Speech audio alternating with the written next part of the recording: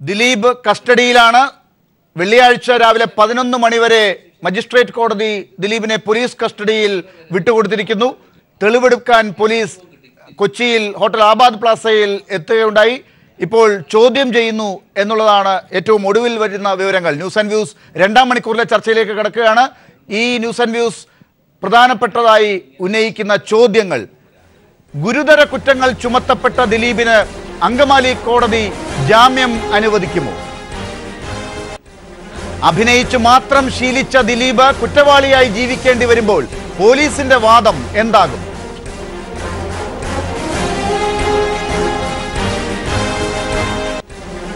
ദിലീപ് പ്രതിയാകുന്നത് സിനിമയും സിനിമാ സംഘടനകളും എങ്ങനെ തരണം ചെയ്യും?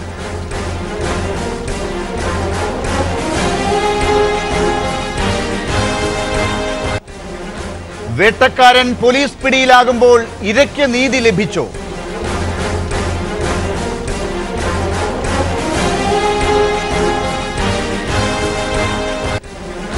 രാത്രി ഇരുട്ടി വെളുത്തപ്പോൾ ജനപ്രിയൻ അപ്രിയനായത് ഇരയുടെ സുഹൃത്തുക്കൾക്കോ വേട്ടക്കാരന്റെ ശത്രുക്കൾക്കോ?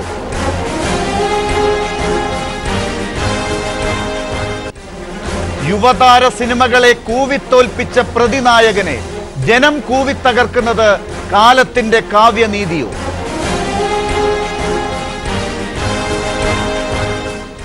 രണ്ടാം മണിക്കൂറിലെ ചർച്ചയിൽ അതിഥികളായുള്ളത് ചലച്ചിത്ര സംവിധായകൻ ശാന്തിവിള ദിനേശ് തുടരുന്നു, ചലച്ചിത്ര നടി രഞ്ജിനി, ഒപ്പം നടൻ നിർമ്മാതാവ് പ്രകാശ് ബാരെ, പോലീസ് മുൻ SP ജോർജ് ജോസഫ് എന്നിവർ.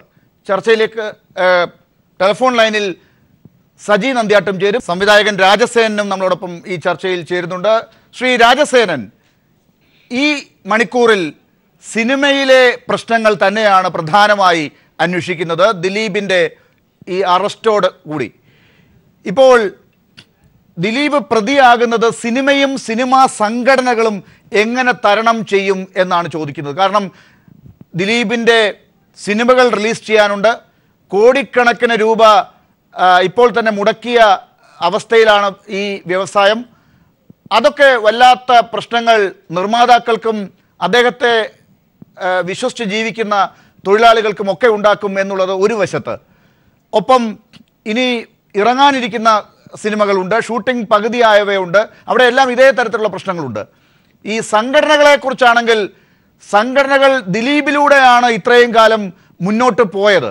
ദിലീപ് അതിൻ്റെ ഒരു അവിഭാജ്യ ഘടകമായിരുന്നു ഓരോ സംഘടനയുടെയും. ഇപ്പോൾ ദിലീപ് ഇല്ലാത്ത ഒരു സിനിമ എന്ന് പറയേണ്ടി വരുന്ന ഒരു അവസ്ഥയുണ്ടെങ്കിൽ എങ്ങനെ സംഘടനകൾ ഈ അവസ്ഥ തരണം ചെയ്യും? Shri Rajasenan.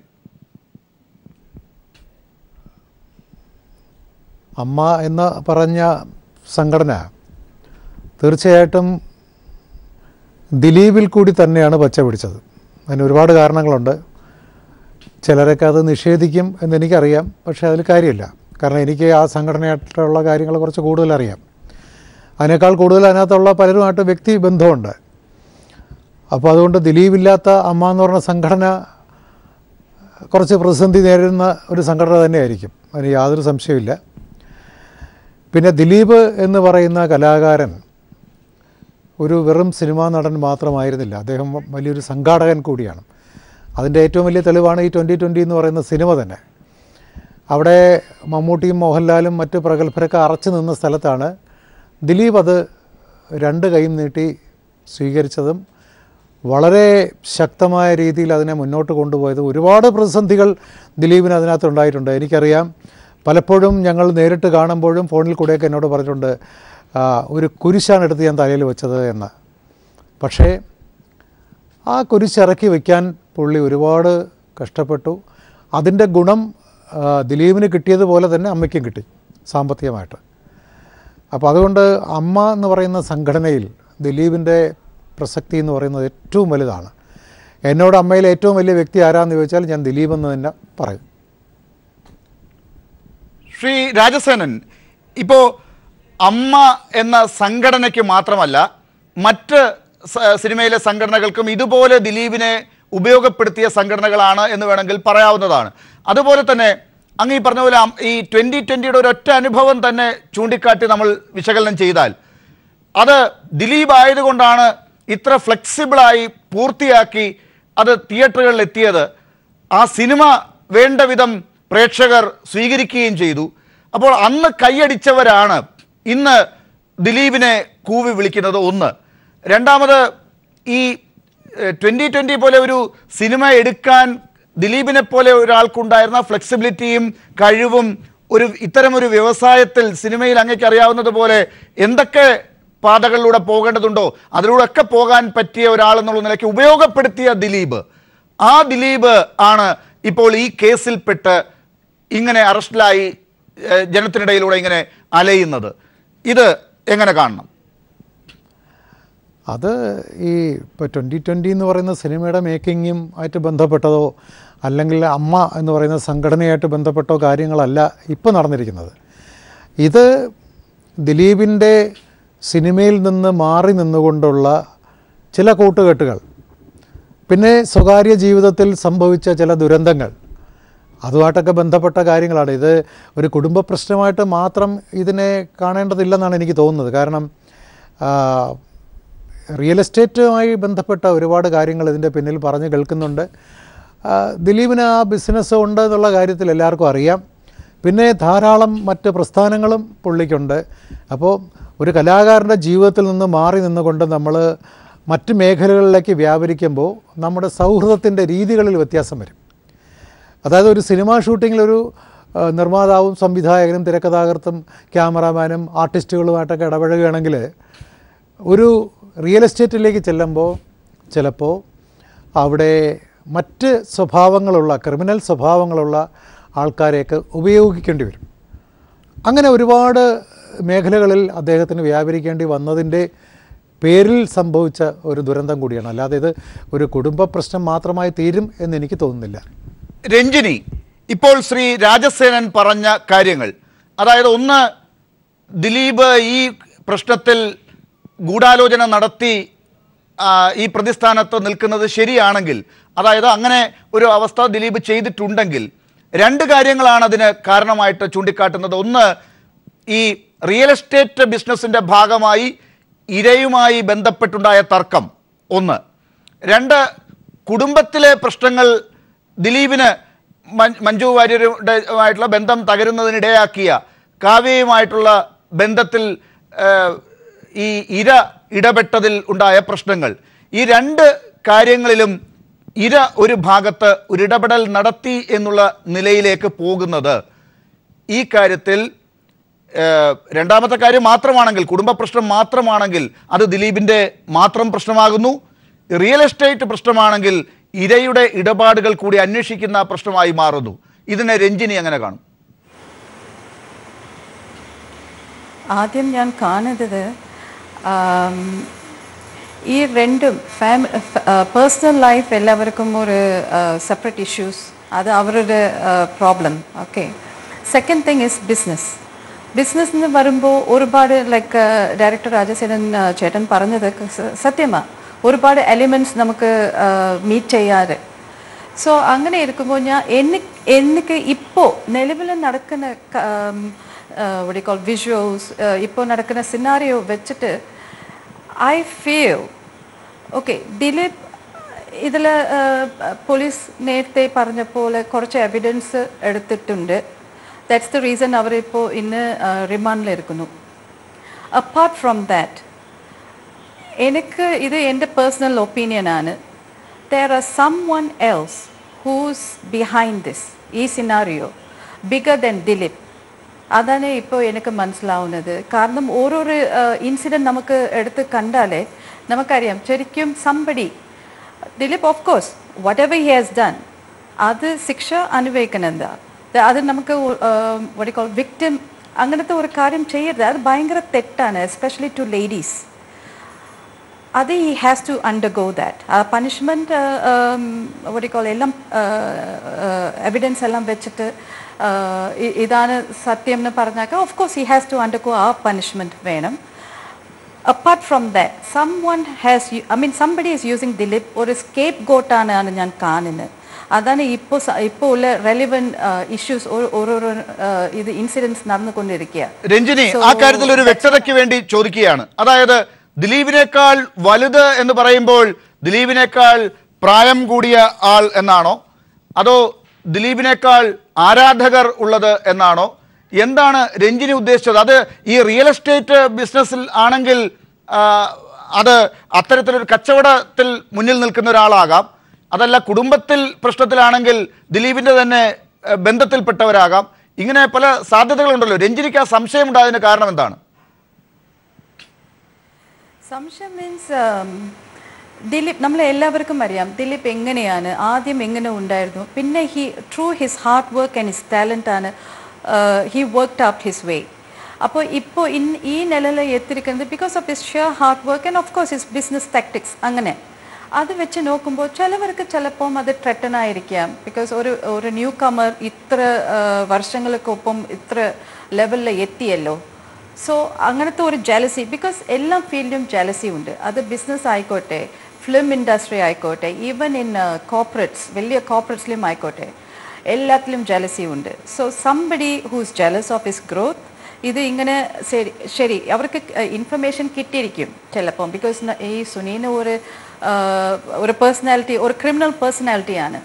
So something would have leaked out. അത് അൺഫോർച്ചുനേറ്റ്ലി വൺ ഓഫ് ഹിസ് എന്താ പറയുക എനിമീസ്ക്ക് അത് കിട്ടിക്കാണും ന്യൂസ്. സോ അതുകൊണ്ട് ഇതാണ് ഓപ്പർച്യൂണിറ്റി എന്ന് പറഞ്ഞിട്ട് maybe they are trying to pin down Dileep. That's what I'm feeling. ഇപ്പോൾ നിലവിലെ ഇൻസിഡൻസ് നടക്കുമ്പോൾ അതാണ് ഞാൻ എൻ്റെ അറിവ്. This is my personal opinion ആണ്. കാരണം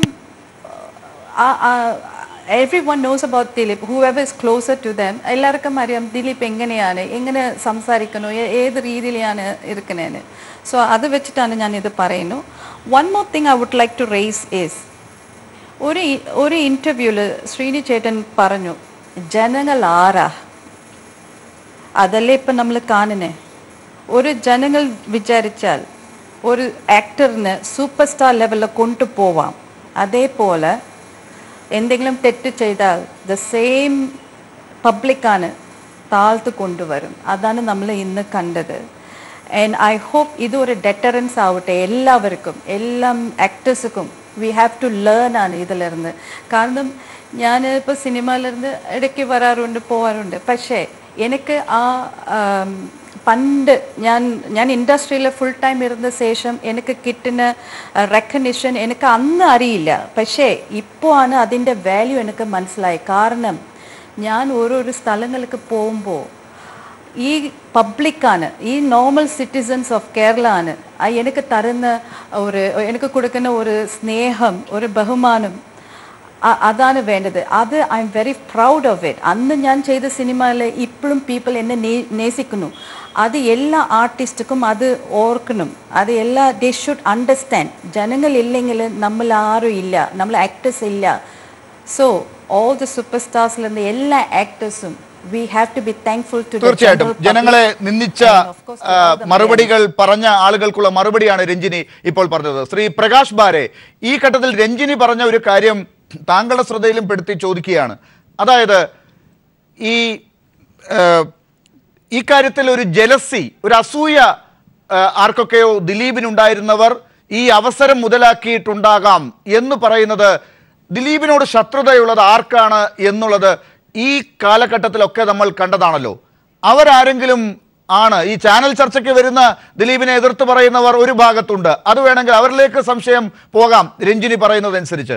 രണ്ടാമത്തെ ഒരു ഭാഗം, ഈ പ്രൊഫഷനിൽ തന്നെയുള്ള ആളുകൾക്ക് ദിലീപ് മാറി നിന്നാൽ ഉണ്ടാകുന്ന ലാഭമുണ്ട്.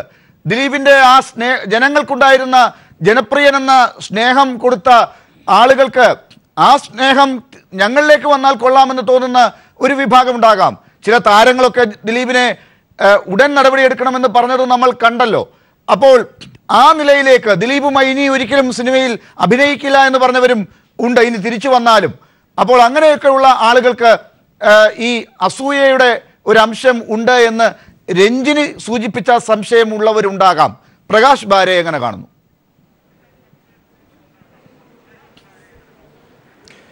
ഇതിപ്പം അരിയും തിന്ന് ആശാരിച്ചയും കടിച്ച് പിന്നെയും നായക്ക് മുറുമുറുപ്പ് എന്ന് പറഞ്ഞ പോലെയായി. ഇത് തീരെ സാധ്യതയില്ലാത്തൊരു കാര്യമല്ലേ? നമ്മൾ ഇത്രയും ദിവസം എന്താണ് കണ്ടത്?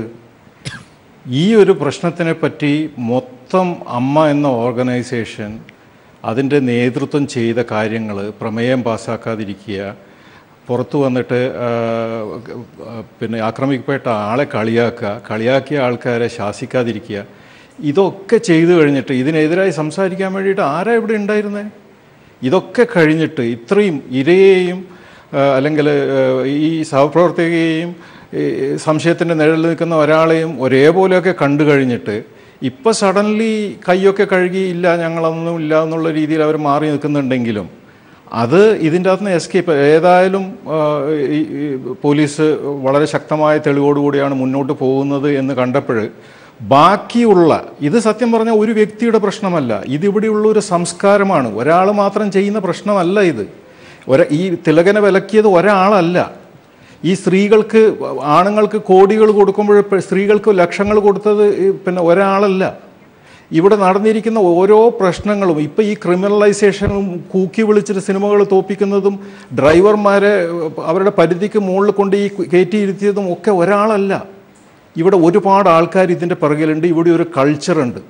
ലോകത്തിന് മറ്റുള്ള സ്ഥലത്ത് ഒരു സ്ത്രീകളെ ഡീൽ ചെയ്യുന്ന കാര്യത്തിൽ ഇവർക്കൊരു ട്രെയിനിങ് കൊടുക്കേണ്ടതാണ്. സെക്ഷൽ ഹറാസ്മെൻറ്റിൻ്റെ ട്രെയിനിങ് കോർപ്പറേറ്റുകളിൽ കൊടുക്കുന്ന പോലെ സിനിമാ സെറ്റുകളിൽ സർക്കാർ ആക്കേണ്ട ഒരു കാര്യമാണെന്ന് എനിക്ക് തോന്നുന്നത്. അങ്ങനെ ഒരു കൾച്ചർ നിൽക്കുന്ന സമയത്ത് ഒരാളെ മാത്രം മാറ്റി വെച്ചിട്ട് ബാക്കി എല്ലാവരും ജലസി കൊണ്ട് അയാളോട് ചെയ്തതാണ്, അല്ലെങ്കിൽ ഇത് വളരെ നല്ലൊരു പ്രശാന്ത സുന്ദരമായിട്ടുള്ള ഒരു സ്ഥലമാണ് മലയാള സിനിമ എന്നൊക്കെ പറഞ്ഞു കഴിഞ്ഞാൽ ഇനി വിശ്വസിക്കാൻ ബുദ്ധിമുട്ടുണ്ട്. അത് ജനങ്ങൾക്ക് മനസ്സിലായി കഴിഞ്ഞു, മാധ്യമങ്ങൾക്ക് മനസ്സിലായി കഴിഞ്ഞു, സർക്കാരിനും ഒരു ഐഡിയ ഒക്കെ കിട്ടിക്കാണും. എനിക്ക് ഈ അവസരത്തിൽ ശരിക്കും പറയാനുള്ളത് സർക്കാരിനോടാണ്.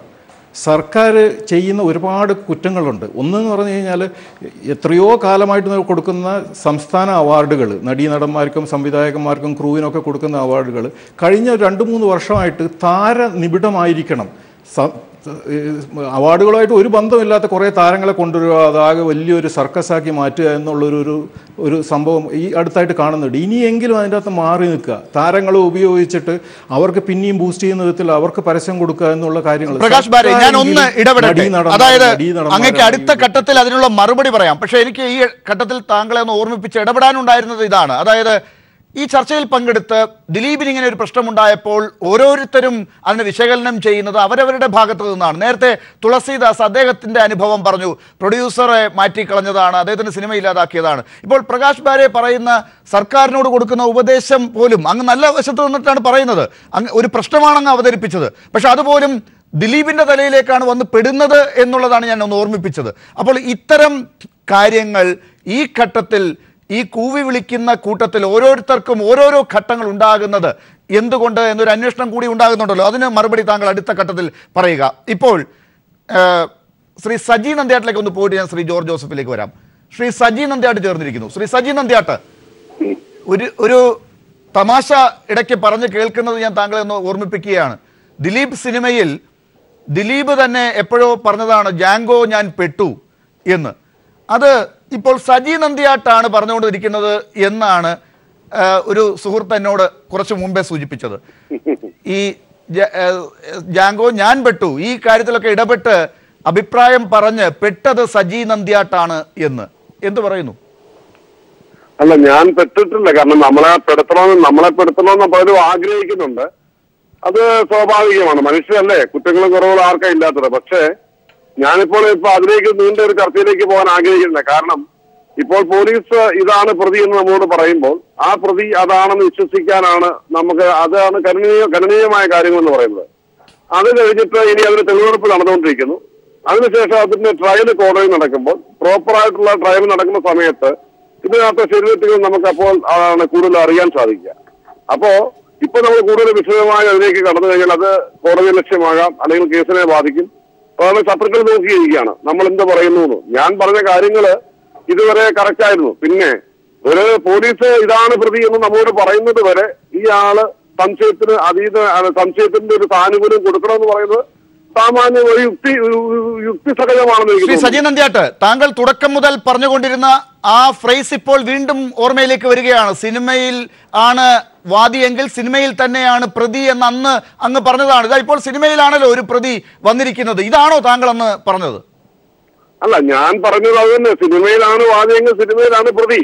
പക്ഷെ ഇതാണോ പ്രതി എന്നുള്ളത് കോടതിയുടെ ഡിസിഷനുകൾ വരുമ്പോഴാണ് നമുക്ക് അത് ഫൈനലൈസ് ചെയ്യാൻ പറ്റുക. ഇപ്പൊ പോലീസ് പറഞ്ഞു ഇതാണ് പ്രതി. ഓക്കെ, നമുക്ക് വിശ്വസിക്കാതിരിക്കാൻ പറ്റത്തില്ല. പക്ഷേ കോടതിയുടെ ഡ്രൈവർ വരുമ്പോൾ ഇതിലെന്താണ് ഇപ്പൊ PC ജോർജ് പറയുന്നത് ഡിഫറെന്റ് ആയ ഒപ്പീനിയൻ ഇപ്പൊ നിലവിൽ കേരളത്തില്. അപ്പൊ നമുക്ക് സിനിമാ ലോകത്ത് ഡിഫറെന്റ് ഒപ്പീനിയൻ ഉണ്ട്. പക്ഷെ അതൊന്നും പബ്ലിക്കോട് പറയാൻ പറ്റില്ല. കാരണം പബ്ലിക് വളരെ വയലന്റ് ആയിരിക്കുന്ന സമയത്ത് നമുക്കുള്ള അഭിപ്രായങ്ങൾക്ക് ഇപ്പൊ പ്രസക്തിയില്ല. കാരണം നമുക്ക് പൊതുജനത്തെ ഭയപ്പെട്ട് പൊതുജനങ്ങളുടെ അഭിപ്രായത്തെ മാനിച്ച് നമുക്ക് ജീവിക്കാൻ പറ്റുള്ളൂ. ശ്രീ സജി നന്ദിയാട്ട്, താങ്കൾ ഈ ഫിലിം ചേംബറിന്റെ ഉത്തരവാദിത്തപ്പെട്ട ഒരു സ്ഥാനത്തിരിക്കുന്ന ആളാണ്. ഈ സിനിമയിലെ സംഘടനയിൽപ്പെട്ട പലരും ഈ പബ്ലിക്കിനെ പേടിച്ചാണ് നടപടികളും നിലപാടുകളും എടുത്തുകൊണ്ടിരിക്കുന്നത്. അവർക്ക് പറയാനുള്ള കാര്യങ്ങൾ ചങ്കൂറ്റത്തോടു കൂടി പറയാൻ ഈ പ്രശ്നങ്ങളിൽ ഒരിക്കലും അവർക്ക് സാധിച്ചിട്ടില്ല എന്നാണ് എനിക്ക് തോന്നുന്നത്. കൃത്യമായ സമയങ്ങളിൽ മാധ്യമങ്ങൾക്ക് മുമ്പിൽ വരാതിരിക്കുക, കൃത്യമായ സമയങ്ങളിൽ നടപടികൾ എടുക്കാതിരിക്കുക, കൃത്യമായ സമയങ്ങളിൽ അഭിപ്രായങ്ങൾ അറിയിക്കാതിരിക്കുക, എല്ലാം കഴിഞ്ഞിട്ട് മാധ്യമങ്ങളെ കുറ്റം പറയുക, ചർച്ച നടത്തുന്ന രീതികളെ കുറ്റം പറയുക, ഇതൊക്കെയാണ് സംഭവിക്കുന്നത്. കൃത്യമായി പറയേണ്ട സമയത്ത് പറയാത്ത കാര്യങ്ങളല്ലേ ഇങ്ങനെ താങ്കളെപ്പോലുള്ളവർക്ക് പോലും ഇത്തരത്തിലൊരു പെടൽ ഉണ്ടാക്കി വെച്ചത്? ഞങ്ങളുടെ സംഘടന ജനങ്ങളുമായി ബന്ധപ്പെട്ട് നിൽക്കുന്ന സംഘടനയാണ്. ജനങ്ങളെ വെറുപ്പിച്ചുകൊണ്ട് തീരുമാനം ഞങ്ങൾ ആരും എടുക്കുകയില്ല. ഇന്ന് തന്നെ പ്രൊഡ്യൂസർ അസോസിയേഷൻ ജനറൽ ബോഡി കൂടിയല്ലോ. അവിടെ വെച്ച് ഞങ്ങൾ എന്താണ് പറഞ്ഞത്? ഈ പെൺകുട്ടിക്ക് പൂർണ്ണ പിന്തുണ പ്രഖ്യാപിച്ചു. ഞങ്ങളുടെ പ്രമേയം പാസാക്കി. ഞങ്ങൾ എഴുന്നേറ്റ് നിന്നുകൊണ്ട് ശ്രീ സജി നന്ദിയാട്ട്, നിങ്ങൾ എഴുന്നേറ്റ് നിന്ന് ഇത്തരത്തിൽ വിളിച്ചു പറഞ്ഞതുകൊണ്ട് എന്ത് കാര്യം? ഈ പ്രൊഡ്യൂസേഴ്സ് അസോസിയേഷൻ ഇത്രയും ദിവസം, നമ്മൾ 18 ദിവസമായി ഈ കാര്യങ്ങൾ നടത്തുന്നു. അമ്മ എത്രയോ തവണ ജനങ്ങളുടെ മുമ്പാകെ കാര്യങ്ങൾ പറഞ്ഞു. ഫെഫ്ക ഇതിനു മുമ്പ് തന്നെ നടപടിയെടുത്തു. നിങ്ങളൊക്കെ ഇപ്പോഴാണ് ഒരു പ്രമേയം കൊണ്ടുവരണമെന്ന് തോന്നിയത് നിങ്ങൾക്ക്?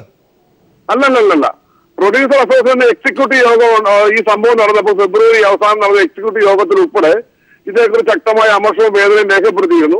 ജനറൽ ബോഡി വർഷത്തിൽ ഒന്നേ ഉള്ളൂ. ഇന്നായിരുന്നു ആ ജനറൽ ബോഡി വന്നത്. അതിനുശേഷം ഈ സംഭവം നടന്നതിന് ശേഷം ജനറൽ ബോഡി ഇന്നാണ് നടന്നത്. ആ ജനറൽ ബോഡിയിൽ എല്ലാ ആൾക്കാരും പങ്കെടുക്കുമല്ലോ. എക്സിക്യൂട്ടീവ് എന്ന് പറഞ്ഞാൽ ജനറൽ ബോഡി തിരഞ്ഞെടുത്തവരാണല്ലോ, ആ ഭരണസമിതിയാണ്. അത് ഫെബ്രുവരി അവസാനം തന്നെ അതേക്കുറിച്ച് അമർഷവും വേദനയും രേഖപ്പെടുത്തിയിരുന്നു. ഇപ്പോൾ ഇന്നാണ് ജനറൽ ബോഡി വന്നത്. ജനറൽ ബോഡിയിൽ ആ പ്രമേയം അവതരിപ്പിച്ചു. എല്ലാവരും അതിനകത്ത് ഐക്യദാർഢ്യം പ്രഖ്യാപിച്ചു. വേദന എല്ലാവരും പങ്കുവെച്ചു. നിങ്ങളുടെ എല്ലാ ചാനലുകളും അവിടെ അതൊന്ന് റിപ്പോർട്ട് ചെയ്തതാണ്. ഞങ്ങൾക്ക് മറ്റ് ഗവൺമെന്റ് അന്വേഷിച്ചു, പോലീസ് അന്വേഷിച്ചുകൊണ്ടിരിക്കുന്നു. പോലീസ് ഇപ്പോൾ പ്രതിയാണെന്ന് പറയുന്നു. ആ സാഹചര്യത്തിൽ കോടതിയിൽ ഇനി അതിൻ്റെതായ നടപടിക്രമങ്ങൾ നടക്കാനിരിക്കുന്നു. അപ്പോൾ ഈ ഒരു ശരി, ശ്രീ സജി നന്ദിയാട്ട്, ദയവായി താങ്കൾ ടെലിഫോൺ ലൈനിൽ തുടരണം. ഈ കാര്യത്തിൽ താങ്കൾക്ക് കൃത്യമായി ഉത്തരം പറയാൻ പറ്റുന്ന ചില കാര്യങ്ങളാണ് നമ്മൾ ചർച്ച ചെയ്യുന്നതെന്നുള്ളതുകൊണ്ട് അങ്ങേക്ക് ഈ കാര്യത്തിൽ ഉത്തരങ്ങൾ പറയാൻ ബുദ്ധിമുട്ടോ പരിമിതിയോ ഉണ്ടെങ്കിലും ഈ ചർച്ചയിൽ തുടരണം. പ്രേക്ഷകരെ ഭയപ്പെടുന്ന ഒരാളാണ് താങ്കൾ, താങ്കളുടെ സംഘടന എന്നുള്ളത് കൊണ്ട് അവർക്ക് കൃത്യത വരുത്താൻ താങ്കൾ തുടരണം എന്നാണ് എൻ്റെ അഭ്യർത്ഥന. ദയവായി തുടരുക. ശ്രീ ജോർജ് ജോസഫ്, ഈ ചർച്ചയിൽ ഇത്രയും നേരം കടന്നു വന്നത് സിനിമാ രംഗത്തെ പ്രതികരണങ്ങളാണ്. സിനിമാ രംഗത്ത് നിന്ന് ശ്രീ രാജസേനൻ പറഞ്ഞിടത്തു നിന്ന് തുടങ്ങുന്ന പ്രശ്നം, വ്യക്തിപരമായി നീചകൃത്യം ചെയ്തവർ അനുഭവിക്കേണ്ടത് അനുഭവിക്കണം. അതേസമയം അതിന് പലതരം കാരണങ്ങളുണ്ട്, അസൂയയാകാം എന്ന് രഞ്ജിനിയെപ്പോലുള്ളവർ പറയുമ്പോൾ, അതല്ലാതെ ദിലീപിലേക്ക് തന്നെ ചൂണ്ടിക്കാട്ടുന്ന, ദിലീപിനെ ഉപയോഗിച്ച് കാര്യങ്ങൾ ഇത്രയും കാലം സിനിമയിൽ കൊണ്ടുപോയതിൻ്റെ സൂചനകൾ എടുത്തിടുകയാണ് പ്രകാശ് ബാരയെ പോലുള്ളവരൊക്കെ. അപ്പോൾ ഈ കാര്യത്തിൽ റിയൽ എസ്റ്റേറ്റ് ഒപ്പം കുടുംബ പ്രശ്നം എന്ന് രാജസേനൻ ചൂണ്ടിക്കാട്ടിയ കാര്യങ്ങൾക്ക് എവിടെ ആണ് ദിലീപ് എന്ന് ഇപ്പോൾ പോലീസ് ചൂണ്ടിക്കാട്ടുന്ന പ്രതിയാകുന്നതിന് കാരണങ്ങൾ ഉണ്ടാകുന്നത്? അല്ല, അത് രാജസേനൻ പറഞ്ഞത് ഒരു മനുഷ്യൻ്റെ മനസ്സിൻ്റെ രൂപീകരണം. അത് ഇപ്പോൾ ഞാൻ ഒരു പള്ളിയിൽ മാത്രം 24 മണിക്കൂറും പ്രാർത്ഥിച്ചുകൊണ്ടിരിക്കുന്ന ആളാണ്. ആ രീതിയിൽ എൻ്റെ മനസ്സങ്ങ് രൂപീകരിച്ചു പോകും. അതേസമയം ഗുണ്ടകളുമായിട്ട് സ്ഥിരം അവരോട് സഹകരിക്കുകയാണെങ്കിൽ അങ്ങനെ പോകും. മദ്യപിച്ച് എല്ലാ ദിവസവും മദ്യപിക്കുന്ന ആളാണ്, അത് അങ്ങനെ പോകും. എന്ന് പറഞ്ഞ പോലെ ഇതിനകത്തൊരു കോംപ്ലക്സ് നേച്ചർ ദിലീപിന് വന്നു എന്നാണ് അദ്ദേഹം പറഞ്ഞതിൻ്റെ അർത്ഥം. കാരണം ഇവരെക്കാട്ടിലൊക്കെ വളരെ കോംപ്ലിക്കേറ്റഡ് ആൻഡ് കോംപ്ലക്സ് ആൻഡ് പെർവർട്ടഡ് ഒരു നേച്ചർ. ജോർജ് ജോസഫ്, മനഃശാസ്ത്ര വിദഗ്ധനാണോ കുറ്റാന്വേഷണ വിദഗ്ധനാണോ? അല്ലല്ല, എനിക്ക് ഒരു ചോദ്യം ചോദിക്കാനുള്ളത്, ഈ കാര്യം താങ്കൾ ദിലീപിനെ മയപ്പെടുത്താൻ വേണ്ടി ആണോ? എനിക്ക് എന്താണ് ഇങ്ങനെ മറുപടി പറയുന്നത് എനിക്ക് മനസ്സിലായില്ല. പക്ഷെ ഇതിനകത്തൊരു പ്രധാനപ്പെട്ട കാര്യം ഞാൻ അന്വേഷിക്കുന്നത്, റിയൽ എസ്റ്റേറ്റ് ആണ് പ്രശ്നമെങ്കിൽ അന്വേഷണം അപ്പുറത്ത് നിൽക്കുന്ന വാദിയിലേക്കും പോകേണ്ടി വരും. ആ വാദിയുമായി ബന്ധപ്പെട്ട ആ റിയൽ എസ്റ്റേറ്റിലെ പ്രശ്നങ്ങളുമായി ഇടപെട്ടാണ് ഈ അന്വേഷണം തന്നെ പോകേണ്ടി വരിക. അവിടെ പലയിടത്തുനിന്നും തെളിവുകൾ എടുക്കേണ്ടി വരും. ഇനി കുടുംബ പ്രശ്നമാണെങ്കിൽ ഇത്തരത്തിൽ ഉള്ള മറ്റു ചില പ്രൈവറ്റായ ചില അഫയേഴ്സാണ്, നമുക്ക് പരിമിതികളും ഉണ്ടാകാം. അവിടെയും ഇരയെ തൊടുന്നതിന് പലതരത്തിലുള്ള നിയമസംരക്ഷണങ്ങളുണ്ട്. ഞാൻ അതൊക്കെ മാനിച്ചുകൊണ്ട് തന്നെയാണ് പറയുന്നത്. ഈ റിയൽ എസ്റ്റേറ്റ് എന്നുള്ള കാര്യങ്ങളിലേക്കാണ് പോകുന്നതെങ്കിൽ കുറച്ചുകൂടി ദിലീപ് ഇപ്പോൾ അനുഭവിക്കുന്ന കാര്യങ്ങൾക്ക് ഒരു മയപ്പെടൽ ഉണ്ടാകില്ലേ? ഉണ്ടാകും, അതെ, തീർച്ചയായിട്ടും ഉണ്ടാവും. അത് നമ്മൾ വിചാരിക്കണം, ഇപ്പോഴത്തെ അദ്ദേഹത്തിൻ്റെ ആ പ്രവൃത്തി നമ്മൾ ഒന്ന് അനലൈസ് ചെയ്ത് നോക്കുമ്പം എന്തുകൊണ്ട് അദ്ദേഹത്തിലേക്ക് പോലീസ് വന്നു. ഞങ്ങളൊക്കെ ഒരാളെ ഒരു കൊലക്കേസിലെയോ അല്ലെങ്കിൽ ഒരാളെ ഒരു കേസിനകത്ത് ഫിക്സ് ചെയ്യുന്നത്, കാരണം തെളിവില്ലാതെ ഇങ്ങനെ കിടക്കുന്ന ഒരു സമയത്ത് ഒരാളെ ഫിക്സ് ചെയ്യുന്നതിന് ഞങ്ങൾക്ക് ഒരു അന്വേഷണ ഉദ്യോഗസ്ഥൻ എന്ന നിലയിൽ ചില മാനദണ്ഡങ്ങളൊക്കെ ഉണ്ട്. ഇതിനകത്ത് നമ്മൾ ഓരോന്ന് അനലൈസ് ചോദിക്കുക, ആർക്കാണ് ഈ വിക്ടീമിന്, ഈ നടിയോട് സിനിമാ ഫീൽഡിലുള്ള ഒരാൾക്ക് വൈരാഗ്യം? ഓരോന്നെടുത്ത് നോക്കുക. അപ്പോൾ നമ്മൾ അതൊക്കെ ദിലീപിലോട്ട് പോകും. ഏറ്റവും വൈരാഗ്യമുള്ള ആർക്കാണ്? അതിനോട് റിവെഞ്ച് ചെയ്യണം, അതിനോട് ഒന്ന് ചെയ്യണമെന്നുള്ള ഏറ്റവും വൈരാഗ്യമുള്ള ആളിനെ ഗൂഢാലോചനയിൽ പ്രതിയാക്കുക എന്ന പോലീസ് തന്ത്രമാണോ ഉപയോഗിക്കുക? അല്ല, അത് തന്നെ പറയാം, അതിലോട്ടാണ് ഞാൻ വരുന്നത്, അതുകൊണ്ടാണ് ഞാൻ വരുന്നത്. അപ്പോൾ അങ്ങനെ ഒരു സംഭവം ഉണ്ടായി. ആ സംഭവത്തിന് ആ പൾസർ സുനിയെ പ്രതിയാക്കി അവൻ്റെ കൂടെ അസോസിയേറ്റ് നമ്മൾ ചാർജ് കൊടുത്തു. അതിനുശേഷം 2-3 മാസം കഴിഞ്ഞപ്പോഴാണ് ഇതിനകത്തൊരു ഗൂഢാലോചന ഉണ്ടെന്ന ചാർജ് കൊടുത്ത ഉദ്യോഗസ്ഥന് തന്നെ ബോധ്യപ്പെട്ടുകൊണ്ട് ആ കുറ്റചാർജിനകത്ത് അങ്ങനെ തന്നെ പറഞ്ഞു കൊടുക്കുകയും ചെയ്തു. പിന്നീടാണ് ഡെവലപ്മെൻറ്റ് വരുന്നത്. കാരണം അദ്ദേഹത്തിൻ്റെ പേരിൽ ഈ ആരോപണം വരാൻ ഒരു ഗൂഢാലോചന ഉണ്ടെങ്കിൽ ചെറിയ ഒരു സംഭവം മതി, ചെറിയ ഒരു കാര്യം മതി ഗൂഢാലോചനയ്ക്ക്. അത് പോലീസിലോട്ട് പതുക്കെ പോലീസ് അതിലോട്ട് ചെന്ന് ചാടും, അല്ലെങ്കിൽ പോലീസ് അതിലോട്ട് വരും.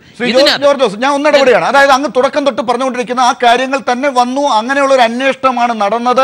ആ അന്വേഷണത്തിൽ അങ്ങ് ഈ പറയുന്നത് പോലെ ദിലീപിലേക്ക് എത്താൻ എവിടെയാണ് കാരണങ്ങൾ വേണ്ടത് എന്നുള്ളത് മാത്രം, എവിടെ നിന്നാണ് നമുക്ക് ഒഴിവാക്കേണ്ടതെന്നുള്ളതായിരുന്നു പ്രശ്നം. ഒരുപാട് പേർ എതിർത്ത് പറയാനും ദിലീപിനെ പഴയ കാല ശത്രുതകൾ ചൂണ്ടിക്കാട്ടാനും ഒക്കെ ഉണ്ടായിരുന്നു. ഈ പറഞ്ഞ കാര്യത്തിലും ദിലീപിലേക്ക് സംശയങ്ങൾ പോകാനുള്ള കാരണങ്ങളും ഒട്ടേറെ ഉണ്ടായിരുന്നു. അങ്ങനെ ദിലീപ് പ്രതിയായി. ഇനി ഈ ഗൂഢാലോചന എന്ന് പറയുന്ന, അങ്ങ് പോലീസ് ഉദ്യോഗസ്ഥനാണ് ഇത് അന്വേഷിച്ചതാണെങ്കിൽ തെളിയിക്കേണ്ട ഉത്തരവാദിത്തം അങ്ങേക്കാണ് എന്നുള്ളിടത്തേക്ക് എളുപ്പം എത്തിച്ചേരും എന്ന് അങ്ങ് കരുതുന്നുണ്ടോ? നമ്മുടെ ചർച്ചയിൽ പങ്കെടുത്ത അഡ്വക്കേറ്റ് രാംകുമാറിന് ആത്മവിശ്വാസമുള്ളത് അവിടെയാണ്. ഞാൻ പറഞ്ഞുതരാം. ഇതിനകത്ത് ഈ ഗൂഢാലോചനയിൽ ആരാണ്, അല്ലെങ്കിൽ ഇത് ആരാണ് ഈ കൊട്ടേഷൻ കൊടുത്തതെന്ന് അജ്ഞാതമായിരിക്കുന്ന സന്ദർഭത്തിൽ നമുക്ക് ആദ്യമായിട്ട് ഈ വിവരം ചാനലിനൊക്കെ കിട്ടിയത് എങ്ങനെയാണ്? അത് ദിലീപിൻ്റെ തന്നെ ഒരു പിഴ തന്നെയായിരുന്നു. ദിലീപ് ഒരു പരാതി DGPക്ക് കൊടുത്തു. അതിൻ്റെ അകത്താണ് ഈ ജയിലിൽ നിന്ന് വരുന്ന ആ ലെറ്ററിൻ്റെ കാര്യം പറഞ്ഞത്. അങ്ങനെയാണ് വെളിയിൽ അറിയുന്നത്. അപ്പോൾ അത് ദിലീപിൻ്റെ ഭാഗത്തു നിന്നുള്ള ഒരു പിഴ തന്നെയായിരുന്നു. അവിടാണ് പിടിച്ചത് പോലീസ്. നമുക്ക് ആലോചിക്കണം, ഒരു 10-15-20 പോയിന്റുകൾ അല്ലെങ്കിൽ 19 പോയിന്റോളം ദിലീപിലേക്ക് വരുന്ന കാര്യങ്ങൾ രാംകുമാർ സാർ അദ്ദേഹം തന്നെ പറഞ്ഞിട്ടുണ്ട്. ഞാൻ മനസ്സിൽ അത് കൂടുതലാണ് കിടക്കുന്നത്. കാരണം ഇതിനകത്ത് ഈ 19 പോയിന്റ് മാത്രമല്ല, അത് കൂടുതൽ പോയിന്റുകളുണ്ട്. അത് പോലീസ് ഇപ്പോഴത്തെ റിമാൻഡ് ആപ്ലിക്കേഷൻ ആ 19 പോയിന്റ് മാത്രമേ കൊടുത്തിട്ടുള്ളൂ. ബാക്കി ഇതാ വരുന്ന മല പോലെ. ഇതിനകത്ത് നമ്മളൊരു കാര്യം ചെയ്യണം. ഇതിനകത്ത് ഈ ഗൂഢാലോചന എന്ന് പറയുന്നത്, ഞാൻ അതുകൊണ്ടാണ് പറയണത്, അത് ഡയറക്റ്റ് എവിഡൻസ് ഒന്നും വേണ്ട, നേരിട്ട് വേണ്ട. നമുക്ക് ചെറിയൊരു എലിമെൻറ്റ് മാത്രം മതി അതിലേക്ക്. കാരണം നമ്മൾ ഇങ്ങനെ പോലീസ് അതിലോട്ട് ഫിക്സ് ചെയ്യുന്നത് 10-20 കാര്യങ്ങൾ വെച്ചിട്ടാണ്. ഒന്ന്, വൈരാഗ്യമുള്ളത് ആര്? ഇതിനകത്ത് ഒരു ഈ സ്ഥലക്കച്ചവടത്തിൻ്റെ തന്നെ അല്ലെങ്കിൽ റിയൽ എസ്റ്റേറ്റിൻ്റെ ആണെങ്കിൽ അത് ഇൻകം ടാക്സുകാർ നോക്കിയാൽ അത് വേറെ കാര്യം. അതിനകത്ത് ദിലീപിനെ സംബന്ധിച്ച് ഇൻകം ടാക്സിന് മാത്രം നോക്കാൻ പറ്റുന്നതല്ല. ഈ കാര്യത്തിൽ വൈരാഗ്യം ഉണ്ടായത് റിയൽ എസ്റ്റേറ്റ് ആണെങ്കിൽ ആ കാര്യത്തിൽ അന്വേഷണം നടത്തി ആ കാര്യത്തിൽ ലിങ്ക് കൊണ്ടുവന്ന് തന്നെയാണ് ഗൂഢാലോചന, അതിനാണോ എന്ന് തെളിയിക്കേണ്ടത്. അല്ല, അതിനകത്ത് നമ്മളൊരു കാര്യം, ഒരാളുടെ ക്യാരക്ടർ മനസ്സിലാകുന്നത്, ഒരു ഗൂഢാലോചനയിൽ അവർ ഒരാളെ നശിപ്പിക്കാനാണ് ചെയ്യുന്നെങ്കിൽ റിയൽ എസ്റ്റേറ്റ് ബിസിനസ്സിൽ പണത്തിൻ്റെ പ്രശ്നങ്ങൾക്ക് കാലും കയ്യും വെട്ടുകയൊക്കെയാണ് നമ്മൾ സാധാരണ കാണുന്നത്. ഇത് ഒരാളുടെ സ്വഭാവത്തിന്റെ ഇതാണ്. ആ ഓപ്പറേഷൻ മോഡസ് ഓപ്പറാണ്ടിയിലോട്ട് കുട്ടിയോട് കാണിച്ച, അതുകൂടെ കേട്ടോളൂ, ആ കുട്ടിയോട് കാണിച്ച ആ മോഡസ് ഓപ്പറാണ്ടി അത് സാധാരണഗതിയിൽ അദ്ദേഹത്തിന്റെ സിനിമയിൽ തന്നെ ആ സൈസ് ഒത്തിരി സാധനം 2020 സിനിമ എടുത്തോളൂ. ആ പെൺകുട്ടിയെ റേപ്പ് ചെയ്ത് പറഞ്ഞതുണ്ടല്ലോ. അതിൻ്റെ വിവിധങ്ങളായ ഒരു ക്യാരക്ടർ ഈ മോഡസ് ഓപ്പറാണ്ടി തന്നെയാണ് ഈ കാറിനകത്ത് നടന്നത്. ശരി, ഞാൻ ശ്രീ രാജസേനിലേക്ക് വരുന്നതിന് മുമ്പ് എനിക്ക് ശ്രീ ശാന്തിവിള ദിനേശിലേക്ക് ഒന്ന് പോകേണ്ടതുണ്ട്. ശ്രീ ശാന്തിവിള ദിനേശ്, എനിക്ക് ശ്രീ രാജസേനോട് ചോദിക്കാനുള്ള ചോദ്യത്തിൻ്റെ ഉത്തരം താങ്കളിൽ നിന്നാണ് വരാൻ ഞാൻ ഉദ്ദേശിക്കുന്നത്. അതായത് ഈ സിനിമയ്ക്കകത്ത് മാത്രമല്ല, നമ്മുടെ നാട്ടിൽ പലയിടത്തും നമ്മൾ ആഗ്രഹിക്കാത്ത തരത്തിലുള്ള ഇത്തരം നീചകൃത്യങ്ങൾ പലയിടത്തും നടക്കുന്നുണ്ട്. അവിടെയൊക്കെ പ്രതികളെ പിടിക്കുന്നുണ്ട്, പ്രതികളെന്ന് സംശയിക്കുന്നവരെ പോലീസ് പിടിക്കുന്നുണ്ട്. അതിൻ്റെ പിന്നിൽ ഗൂഢാലോചന നടത്തുന്നവരെയും പിടിക്കുന്നുണ്ടാകാം. അവരുടെ പിന്നാലെയൊക്കെ ഇത്തരത്തിൽ ചിലയിടത്തൊക്കെ മാധ്യമങ്ങളും പോകുന്നുണ്ടാകാം. പക്ഷേ അത്തരത്തിൽ പ്രതികളാകുന്നവർ അവരുടെ പ്രൊഫഷണൽ മേഖലയിലും അവരുടെ ബന്ധുക്കളുടെ ഇടയിലും അതിനൊരു കാരണം അവർക്ക് കൃത്യമാണ്. അയാളുടെ വ്യക്തിപരമായ വിഷമങ്ങളോ പ്രശ്നങ്ങളോ ദുരുദ്ദേശങ്ങളോ ഒക്കെയാണ് അവിടെ തീർക്കുന്നത് ഇത്തരം പ്രതികൾ. അതുകൊണ്ട് അവരുടെ ബന്ധുക്കളുടെ ഇടയിലോ അവരുടെ പ്രൊഫഷണൽ മേഖലയിലോ ഒറ്റയടിക്ക് ശിക്ഷ വിധിക്കുന്നത് വരെ അപ്രാപ്യനായി അല്ലെങ്കിൽ അന്യനായി മാറുന്നില്ല. പക്ഷേ ഇവിടെ നിങ്ങളുടെ കൂട്ടത്തിൽ എന്താണ് സംഭവിച്ചത്? പോലീസ് പറഞ്ഞ ഉടനെ തന്നെ എല്ലാവരും നല്ല ആളുകളായി, എല്ലാവരും ഈ ദിലീപിനെ പുറത്താക്കി, അല്ലെങ്കിൽ ദിലീപ് ഇനി കൊള്ളാത്തവനാണ്, നമുക്ക് ഉൾക്കൊള്ളാൻ പറ്റില്ല എന്നുള്ള രീതിയിലേക്ക് വന്നു കഴിഞ്ഞു. ഒരുപക്ഷെ അയാൾ ശിക്ഷിക്കപ്പെട്ട് വന്നു കഴിഞ്ഞാൽ അത് ചെയ്യേണ്ടത് തന്നെയാണ്. ഈ നീചകൃത്യത്തിന് അതാര് ചെയ്താലും അവരെ ഒരിഞ്ച് പോലും ഈ നിയമത്തിനകത്ത് നിന്ന് കൊടുക്കാൻ പറ്റുന്നതിൻ്റെ അപ്പുറത്തെ ശിക്ഷയിലേക്ക് കൊണ്ടുപോകേണ്ടത് തന്നെയാണ്.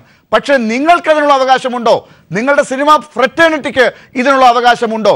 എന്നോട് ഒരു സിനിമാ സുഹൃത്ത് പറഞ്ഞത്, എൻ്റെ അടുത്ത സുഹൃത്താണ് ദിലീപ്, ജനം ഇങ്ങനെ കൂവുമ്പോഴും ഞാൻ നാളെ അദ്ദേഹത്തെ പോയി കാണും, അല്ലെങ്കിൽ അടുത്ത ദിവസം അനുവദിച്ചാൽ ഞാൻ അയാളെ പോയി കാണും എന്നാണ്. എൻ്റെ സുഹൃത്ത് എന്നുള്ള നിലയ്ക്ക് ഞാൻ അയാൾ വെറുക്കുന്നില്ല. അയാൾക്കൊരു വിഷമമോ അയാൾക്കൊരു പ്രശ്നമോ ഉള്ളത് കൊണ്ട് അയാൾ വൈരാഗ്യം തീർത്തിട്ടുണ്ടെങ്കിൽ അത് അയാൾ തീർക്കട്ടെ, എൻ്റെ സുഹൃത്ത് തന്നെയാണ് എന്നാണ്.